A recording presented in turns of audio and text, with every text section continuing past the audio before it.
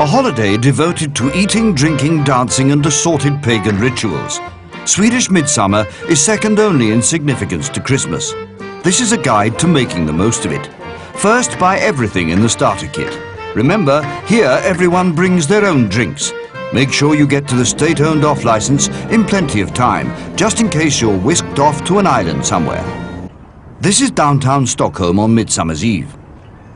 If you can't bear the silence or being on your own, stay away from the city. Midsummer is supposed to be celebrated in the countryside surrounded by birch trees, fields and water. The first thing you have to do is to make your own midsummer garland. Avoid the kitchen at all costs. Some unfortunate soul always gets stuck scrubbing the potatoes. Then it's time for a fabulous lunch of pickled herring and new potatoes spiced with dill and chives. You drink beer and nubbe, Swedish vodka served ice cold in a shot glass. The nubbe must be consumed in the time-honoured way. Always preceded with the nubbe visa, a short humorous song. We recommend 2 beers per nubbe. This will improve both your singing and your Swedish. No midsummer is complete without a sudden downpour. Fortunately, it usually stops as unexpectedly as it started. After lunch, it's time to raise the maypole, the ancient fertility symbol. Watch carefully and you should be able to work it out.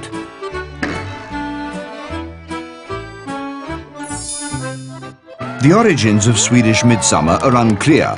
For a millennium, it's been a celebration of summer and a fertility rite.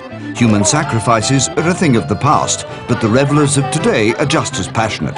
Like many Swedish traditions, the why is less important than the how. Now the dancing begins. Everyone knows små grodorna, the little frogs. Locking your hands on your lower back and jumping like a frog may seem strange, but for at least one day of the year, it makes perfect sense to Swedes. It won't take long to master the dance steps. Swedes can do it in their sleep, and with a bit of practice, so will you. The humiliation by dance is mercifully short-lived, and you can count on your host to console you afterwards with a piece of strawberry cake. Next, it's time to get physical, which means tugs of war, horseshoe tossing, egg and spoon races, boot throwing or apple bobbing. Since everyone takes part, you don't have to be embarrassed should you make a fool of yourself.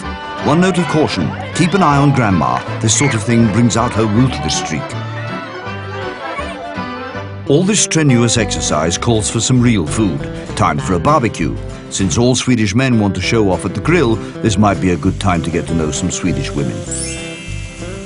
Anything can go on the grill. Meat, fish, vegetables or fruit. There's definitely room to experiment here.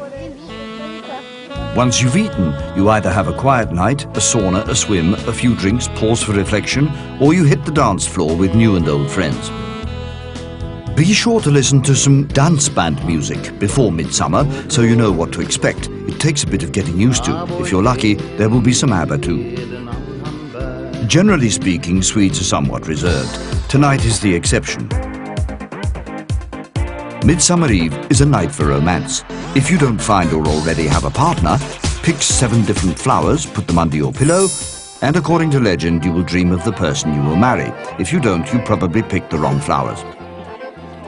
At midsummer, the sun never completely sets. This is the longest day of the year. From now on, it only gets darker.